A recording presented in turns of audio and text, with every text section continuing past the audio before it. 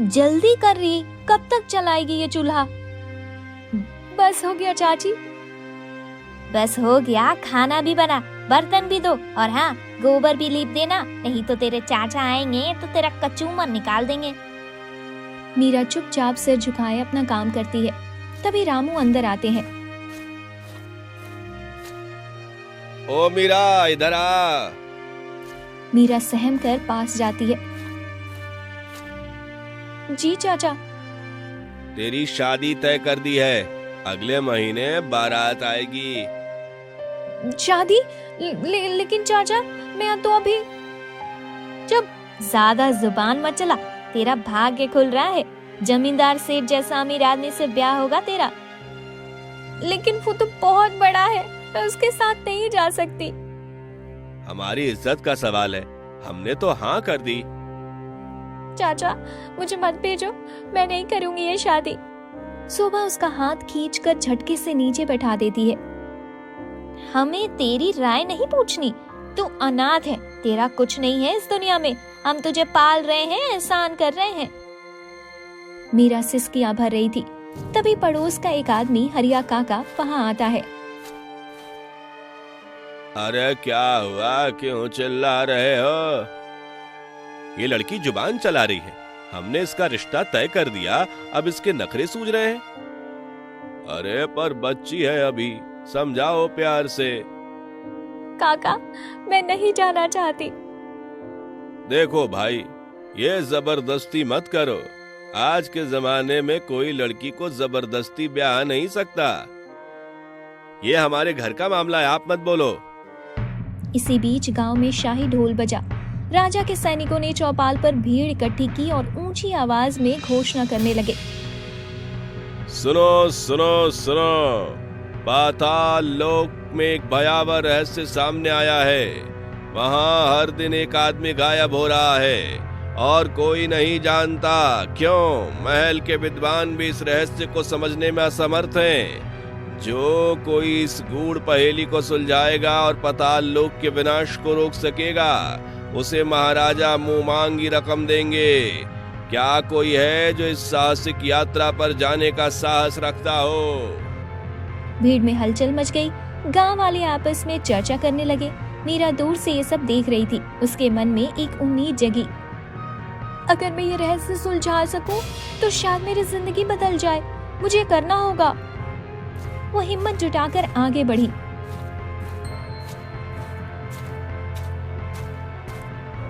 मैं ये काम करूंगी। गांव वाले अचानक हंस पड़े। शोभा और रामू भी पीछे से आए।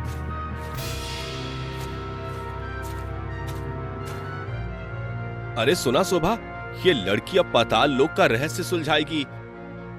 हाँ, जो ठीक से रोटी भी नहीं बना पाती, वो अब राजा का संकट सुलझाएगी।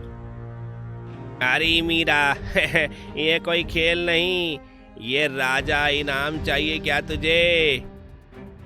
अरे जरा देखो तो, अनाथ लड़की राजा के लिए काम करेगी। मीरा की आंखों में आंसू आ गए, लेकिन उसने खुद को मजबूत किया। हाँ, मैं करूंगी। शोभा और रामू ने पहले मजाक उड़ाया, लेकिन जब उन्होंने इनाम की बात सुनी तो उनके चेहरे पर लालच झलकने लगा। अरे शोभा, अगर सच में ये कुछ कर दिखाए तो बहुत सारा धन मिलेगा। हाँ, राजा का इनाम मतलब खूब पैसा, फिर हमें इसे बेचने की जरूरत नहीं पड़ेगी। अगर तू सच में ये हल निकाल पाई तो हम तेरी शादी नहीं करेंगे, लेकिन याद रखना, नाक मत कटवा देना हमारी। हाँ, अगर असफल हुई तो चुपचाप उस बूढ़े से शादी कर लेना, समझी? मैं कोई वस्तु नहीं जिसे जब चाहा बेच दिया। अब मेरी जिंदगी का फैसला मैं खुद करूंगी। अगर इस रहस्य को सुलझाना ही मुझे आजादी दिला सकता है तो मैं पीछे नहीं हटूंगी। अगली सुबह वो अपने पिताजी की पुरानी पुस्तक लेके बैठ गई। कुछ तो ऐसा होगा इस पुस्तक में जो मुझे इस पाताल लोक के बारे में जानने को मिलेगा। घंटों तक वह धूल से सनी किताबों को पढ़ती रही। उसकी उंगलियां तेजी से पन्ने पलट रही थी, आंखें हर शब्द को ध्यान से पढ़ रही थी। तभी एक पन्ने पर उसकी नजर पड़ी। शब्द नीलकंठ, एक रहस्यमय रक्षक जो पाताल लोक के द्वार पर रहता है। जब संतुलन बिगड़ता है तो ये भी अस्थिर हो जाता है। इसे शांत करने के लिए एक विशेष मिट्टी चाहिए जो केवल एक प्राचीन मंदिर में छुपी है। मीरा का मन तेजी से सोचने लगा, तो यही रहस्य है। अगर मैं उस मंदिर तक पहुंच सकूं तो शायद पाताल लोक का संतुलन बनाया जा सकता है, लेकिन मंदिर तक कैसे पहुंचूंगी? सुना है वो मायावी जंगलों के बीचों बीच है, जहां जाने वाले कभी वापस नहीं आते हैं। उसके दिल में ख्याल आया, अगर मैं मर गई तो?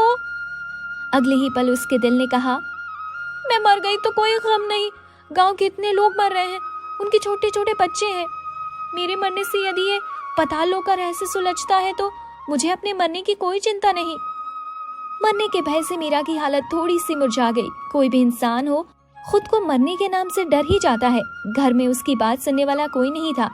जब उसने रामू और शोभा को मंदिर के बारे में बताया तो वो लालच में आ गए। उनको मीरा के मरने से कोई फर्क नहीं पड़ता था। नीलकंठ एक रहस्यमय रक्षक जो पाताल लोक के द्वार पर रहता है। जब संतुलन बिगड़ता है तो यह भी अस्थिर हो जाता है। इसे शांत करने के लिए एक विशेष मिट्टी चाहिए जो केवल एक प्राचीन मंदिर में छुपी हुई है। मीरा ने कोई जवाब नहीं दिया।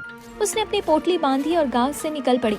जब वह पाताल लोक के प्रवेश द्वार पर पहुंची तो वहां जमीन कंपन कर रही थी और गहरी खाइयों से रहस्यमयी धुआं उठ रहा था। उसने एक हल्की लहर महसूस की। नीलकंठ यहाँ है और मैं इसे बचा कर रहूंगी। और वो आगे बढ़ी। मुझे डरना नहीं है, बस सही रास्ता ढूंढना है। अचानक पेड़ों की शाखाएं तेजी से हिलने लगी, जैसे कोई अदृश्य शक्ति उन्हें चला रही हो। हवा में अजीब सी फुसफुसाहट सुनाई देती है। अज्ञात आवाजें, वापस जाओ, ये जगह तुम्हारे लिए नहीं। मीरा घबरा कर पीछे मुड़ती है, लेकिन तभी पुरानी किताब की बात याद आती है। चांद की रोशनी में सही मार्ग प्रकट होगा। वो सिर उठाकर चांद को देखती है। चांद की रोशनी जैसे जमीन पर पड़ती है, सूखी घास के बीच एक चमकदार पत्थर दिखाई देता है। जैसे वो पत्थर की ओर बढ़ती है, एक रहस्यमयी छाया उसके सामने प्रकट होती है। यही संकेत है, ये एक बूढ़ा साधु है, उसके सामने प्रकट होती है। ओ लड़की, तू यहाँ क्यों आई है? मैं पाताल लोक के रहस्य को सुलझाने आई हूँ, क्योंकि गांव के कई लोग अचानक गायब हो रहे हैं। इसलिए मुझे उस प्राचीन मंदिर की मिट्टी चाहिए। मिट्टी तुम्हें मिल सकती है, लेकिन क्या तुम कीमत चुकाने को तैयार हो? मैं किसी भी कठिनाई का सामना करूंगी। साधु जमीन पर एक निशान बनाता है। अचानक जमीन हिलने लगती है और सामने का दरवाजा खुल जाता है। भीतर घना अंधेरा था। जाओ, लेकिन याद रखना, जो अपनी आंखों पर विश्वास करेगा वो हार जाएगा, जो मन से देखेगा वही आगे बढ़ेगा। मीरा घबराते हुए अंधेरे में कदम रखती है। वो खुद को एक संकरी गुफा में पाती है। कहाँ आ गई मैं? ये जगह तो बिल्कुल भयानक है। जैसे ही उसने आगे कदम बढ़ाया, तभी एक भयानक गर्जना हुई। ये क्या है? मीरा ने चारों ओर देखा। चारों ओर सिर्फ अंधेरा था। अचानक उसने देखा कि एक भयानक आवाज उसके कानों में पड़ी। कौन है जो पाताल लोक में आ गया? यहाँ से कोई भी वापस नहीं जाता। मीरा ने खुद को संभाला। उसकी धड़कनें तेज थी, लेकिन उसने हिम्मत नहीं हारी। उसने चारों ओर देखा। ये कौन सी जगह है? क्या ये वही शापित पाताल लोक है जिसके बारे में मैंने सुना था? लेकिन मैं तो यहाँ फंस नहीं सकती। मुझे तो बाहर निकलना ही होगा। तभी एक छायादार आकृति सामने आई। उसकी आंखें चमक रही थी। लड़की, अगर तुझे यहाँ से जाना है तो तुझे मेरी पहेली का जवाब देना होगा। पूछो, मैं तैयार हूँ। मैं हूँ अंधकार में उजाला, मुझे देख सारा जग डरे। जो मुझ तक पहुँचे सच्चे मन से, मैं उसके मार्ग का दीप बने। बताओ मैं कौन हूँ? अंधकार में उजाला, जिससे सब डरते हैं, लेकिन जो सच्चे मन से देखे वो मार्ग पा लेता है। तभी उसे याद आया, सत्य ही वो उजाला है जो अंधकार में चमकता है। सत्य से ही डरने वाले डरते हैं और जो इसे अपनाते हैं उनका मार्ग खुद बन जाता है। नहीं, यह असंभव। तूने मेरी पहली पहेली हल कर दी, लेकिन अभी एक और है। मीरा ने खुद को संभाला। इस बार उसके सामने 3 दरवाजे प्रकट हुए। 3 दरवाजे हैं, लेकिन सिर्फ एक से बाहर निकलने का रास्ता मिलेगा, बाकी तो मौत के दरवाजे हैं। अगर सही दरवाजा चुनना है तो एक और पहेली हल करनी होगी। मीरा ने दरवाजों को ध्यान से देखा। जो हमेशा चलती है पर कभी रुकती नहीं, जिसे कोई देख नहीं सकता पर महसूस कर सकता है, वही तुझे दरवाजे तक ले जाएगी। कुछ ऐसा जो चलता रहता है लेकिन रुकता नहीं, जिसे देखा नहीं जा सकता लेकिन महसूस किया जा सकता है। समय हमेशा चलता रहता है लेकिन रुकता नहीं। अचानक 2 दरवाजे गायब हो गए, सिर्फ एक दरवाजा बचा। दरवाजा? क्या यही सही रास्ता है? लेकिन जब बाकी दरवाजे गायब हो गए तो इसका मतलब यही एकमात्र रास्ता है। मुझे हिम्मत नहीं हारनी चाहिए। मीरा बिना समय गंवाए अंदर चली गई और फिर अगले ही पल वो वापस गुफा के द्वार पर थी। गुफा के द्वार से बाहर निकलते ही एक परछाई नजर आई। तुमने पाताल से बचकर दिखा दिया, लेकिन अब क्या करोगी? मैं तुम्हें इतनी आसानी से आगे नहीं जाने दूंगा। मीरा का शरीर ठंडा पड़ गया, लेकिन उसने खुद को संभाला। उसने अपने चारों ओर देखा। चारों ओर केवल अंधेरा था, पीछे जाने का कोई रास्ता ही नहीं था और आगे ये खौफनाक आकृति खड़ी थी। मैं डरी नहीं हूँ। अगर तुम सच में इतने शक्तिशाली होते तो मुझे पहले ही रोक लेते। अहंकार मत कर लड़की, मैं तुम्हारी परीक्षा लेने आया हूँ। अगर तुम सही उत्तर दे पाई तो आगे बढ़ सकती हो, वरना तुम्हारी आत्मा हमेशा के लिए इस गुफा में भटकती रहेगी। ठीक है, पूछो अपना सवाल। अचानक सामने एक चमकता हुआ पत्थर प्रकट हुआ, जिस पर शब्द उभर आए। मैं हूँ सच्चाई का प्रतीक। मैं नहीं दिखता, जो मुझे पहचान ले वही मेरा असली अवतार होता है। बताओ मैं कौन हूँ? मीरा ने गहराई से सोचा। उसने अपनी किताबों में पढ़ी बातों को याद किया। इसका जवाब है परछाई, जो हमेशा हमारे साथ रहती है लेकिन कभी दिखती नहीं। नहीं, तुमने सही उत्तर दे दिया। अचानक वो परछाई पूरी तरह से गायब हो गई और वहाँ एक नया रास्ता खुल गया। ये सच में आसान नहीं था, लेकिन मैं अभी हार नहीं मान सकती। मीरा घने जंगल में आगे बढ़ रही थी। रास्ता हर तरफ से अंधेरे में डूबा था और अजीबोगरीब आवाजें उसकी हिम्मत को परख रही थी। अचानक एक रहस्यमयी हवा चली और उसके सामने एक चमकती हुई शिला प्रकट हुई। उस पर सुनहरे अक्षरों में लिखा था, शब्द जिसने स्वार्थ त्यागा वही सत्य को पाएगा। मीरा ने शिला को गौर से देखा, लेकिन इससे पहले कि वो कुछ समझ पाती, हवा फिर से तेज हो गई और शिला गायब हो गई। इसका क्या मतलब था? क्या ये आगे की किसी परीक्षा का इशारा था? वो अपनी उलझन को झटकते हुए आगे बढ़ी।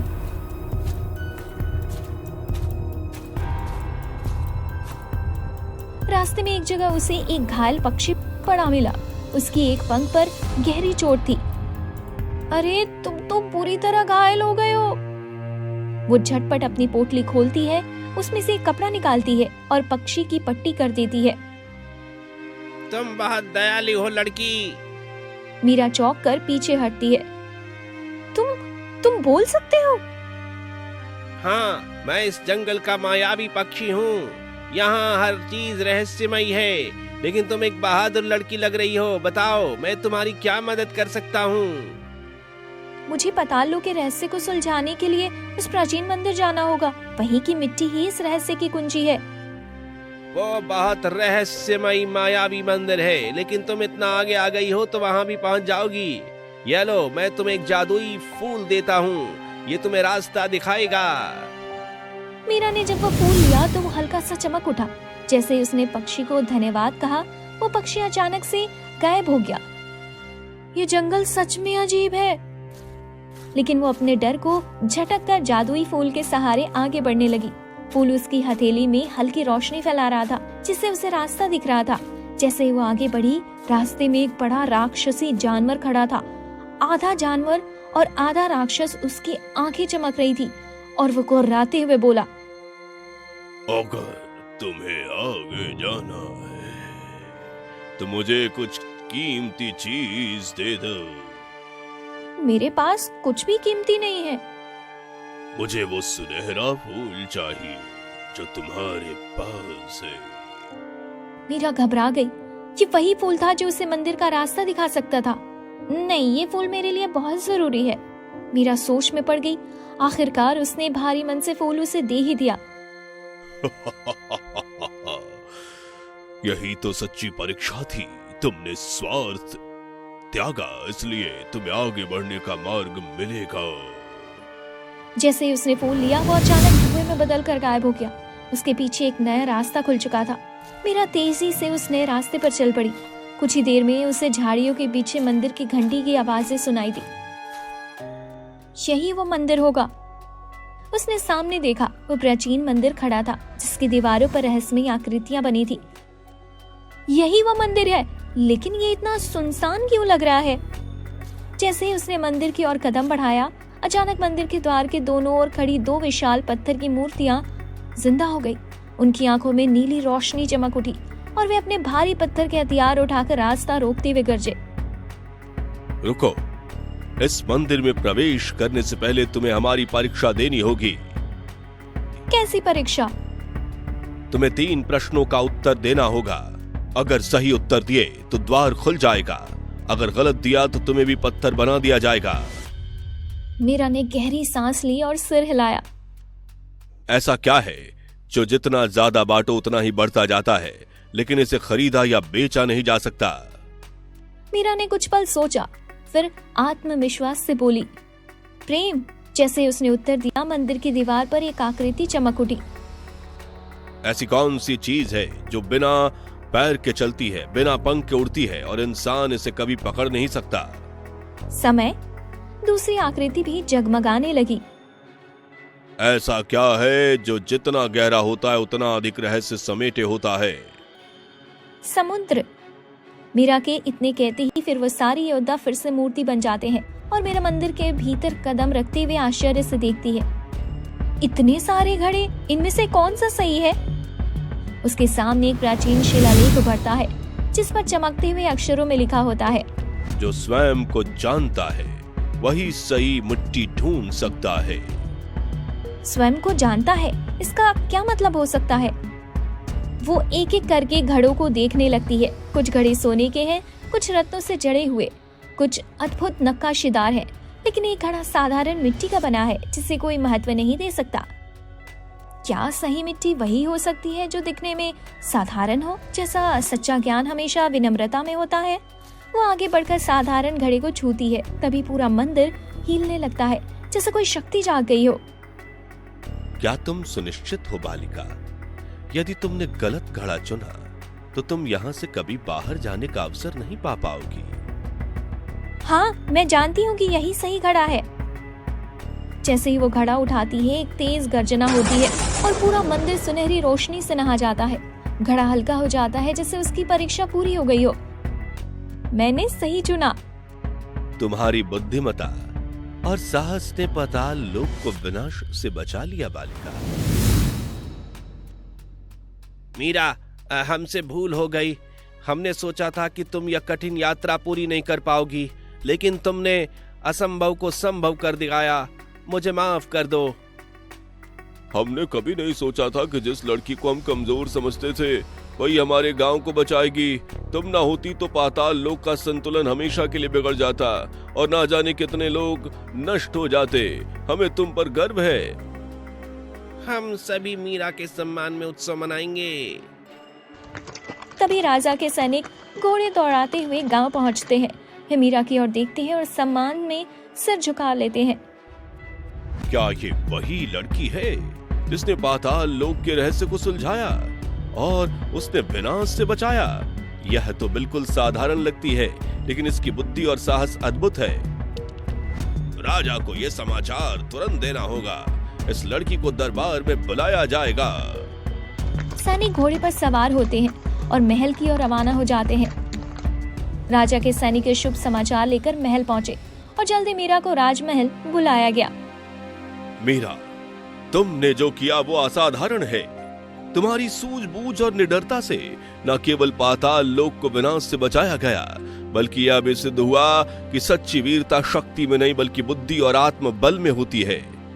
मैं तुम्हें इनाम देना चाहता हूँ, जो भी तुम मांगोगी तुम्हारा होगा।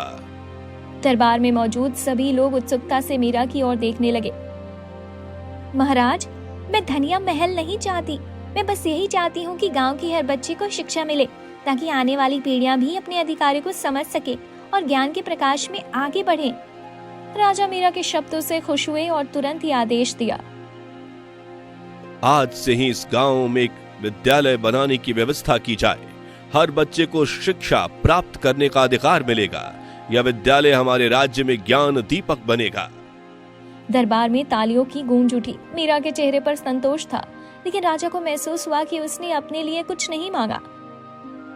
मीरा, तुमने गांव के लिए बहुत कुछ मांगा, लेकिन खुद के लिए कुछ नहीं। तुम भी जो चाहती हो हमें बताओ, मैं तुम्हें दूंगा। तुम्हारी कुछ इच्छा है? मीरा कुछ कहने वाली थी कि तभी दरबार में एक वृद्ध व्यक्ति दौड़ता हुआ आया। यह हरिया काका थे, जो गांव में मीरा के शुभ चिंतक थे।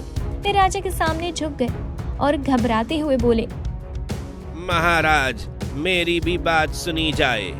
ये बच्ची बहुत साहसी है, लेकिन इसके चाचा चाची ने इसे यात्रा पर लालच में भेजा था। उन्होंने इसे जबरन भेजा था ताकि यहाँ कोई खजाना मिल जाए और वो उसे हड़प सकें। लेकिन इससे भी बड़ा अन्याय ये है कि वो इसे एक 50 साल के बूढ़े जमींदार से जबरदस्ती शादी करना चाहते हैं। मीरा की आंखें भर आई, लेकिन उसने खुद को संभाल लिया। दरबार में एक पल के लिए सन्नाटा छा गया। राजा का चेहरा क्रोध से लाल हो गया। क्या ये सच है? सैनिकों को आदेश दिया कि मीरा के चाचा रघु और चाची शोभा को दरबार में पेश किया जाए। कुछ ही देर में दोनों दरबार में घसीट कर लाए गए। उनका चेहरा भय से सफेद पड़ चुका था। क्या तुम जबरदस्ती एक वृद्ध से इसकी शादी करने के लिए इसे मजबूर कर रहे थे? रघु और शोभा डर के मारे सिर झुका लेते हैं। महाराज, हम तो बस इसका भला चाहते थे। इस बच्ची को एक अमीर घर में ब्याह कर देते तो इसका जीवन आराम से कटता। राजा की आंखों में क्रोध उमड़ आया। उन्होंने सिंहासन से उठकर दरबार के बीच आकर ऊंचे स्वर में कहा, तुम दोनों ने लालच और स्वार्थ के कारण एक निर्दोष बच्ची को संकट में डाल दिया। इसे जबरदस्ती शादी के बंधन में बांधना चाहते थे। ये सरासर अन्याय है। राजा सैनिकों की ओर देखते हैं और कड़क आवाज में आदेश देते हैं, आज से तुम दोनों का मीरा से कोई रिश्ता नहीं रहेगा। तुम्हारी सारी संपत्ति जब्त की जाएगी और तुम्हें राज्य से बाहर निकाल दिया जाएगा। रघु और शोभा राजा के पैरों में गिरकर माफी मांगने लगे, लेकिन राजा टस से मस नहीं हुआ। सैनिकों ने उन्हें पकड़कर बाहर निकाल दिया। मीरा की आंखों में आंसू थे, लेकिन ये आंसू दुख के नहीं बल्कि सुकून के थे। मीरा, तुमने सच में काबिले तारीफ काम किया है। पाताल लोक का रहस्य सुलझाकर तुमने सिर्फ अपने गांव को ही नहीं बल्कि पूरे राज्य को एक बड़े खतरे से बचाया है। अगर सही समय पर यह राज नहीं खुलता तो पूरा संसार खतरे में पड़ सकता था। अब से तुम्हें किसी बात की चिंता करने की जरूरत नहीं। तुम मेरे साथ महल में रहो। तुम जैसी समझदार और बहादुर लड़की को राज्य में एक खास जगह मिलनी चाहिए। महाराज, मैं बस अपनी जिंदगी के फैसले खुद लेना चाहती हूँ और अपने गांव के बच्चों की पढ़ाई में मदद करना चाहती हूँ। राजा कुछ पल चुप रहे, फिर मुस्कुराते हुए बोले, तुम्हारी सादगी और निष्ठा देखकर मैं बहुत खुश हूँ मीरा। इसलिए अब तुम राज्य में शिक्षा और न्याय के कामों में मदद करोगी, ताकि हमारा राज्य अज्ञानता और अंधविश्वास से मुक्त हो सके। धन्यवाद महाराज, मैं पूरी ईमानदारी से अपना काम करूंगी।